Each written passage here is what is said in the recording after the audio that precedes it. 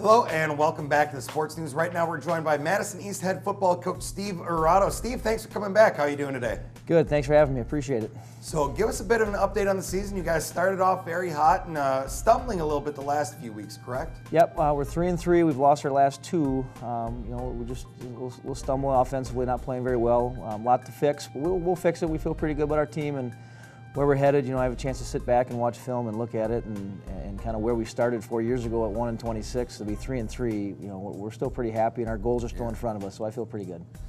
Now, with a couple games of the season behind you, still a few games left. What are some of the highlights after 6 games of the year for Madison East? Well, we've got some really good players. We've got some talented wide receiver in Dale Teagham and Amadou Daff at running back and Mario Kelly Lemon playing outside linebacker safety for us. So they're really stepping up. I think our team is still coming together. We've got really good character kids that are playing hard, and we put up a lot of points so far, and we are playing well. Just those 2 games we haven't played so hot. Sure, and a lot of that was because of injury too, as you've talked about in the past. Yeah, we had to replace our quarterback in week 3, and our quarterback now he's doing okay. He's still learning the system, and he's moved us down the field a few times and put some points up for us. But he's still learning and still growing. And as a head coach, I got to make sure he's prepared every week. Yeah. Now, one of the interesting things you guys have the opportunity to do this year is play at Breese Stevens Field. That's probably one of the more famous fields here in the Madison area, right off East Wash. Can you tell us what that's like for you and also the kids to be able to play at a stadium such as that? Yeah, we love playing there. It's fun. Obviously, the history of the building's outstanding. Just to be a part of what's happened in the in the early 1900s up until the 70s when they shut it down. Yeah. It's good to have our own home field. The turf is great. Our kids love playing there. We practice there once a week. It's fun for our kids and it's good for our community. We've had great crowds the 3 times we've been there so far. So I think we just love the atmosphere and love playing in our local neighborhood.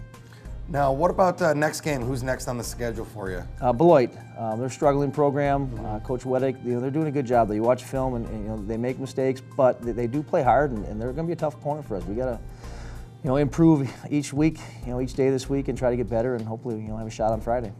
Now, at 3-3, what are the goals left for the season? What would you guys like to accomplish as a program? Well, our goals are still in front of us. We set our goals every week. Obviously, we want to go 1-0. That's our ultimate goal. But our goal is still to win the city, and we're 2-0 in the city. Have to follow it, after next week, and also to qualify for the playoffs. Those are still 2 goals right in front of us. We just have to improve each day and hopefully get a win Friday, and still set our sights on our 2 goals, which is win the city and make the playoffs.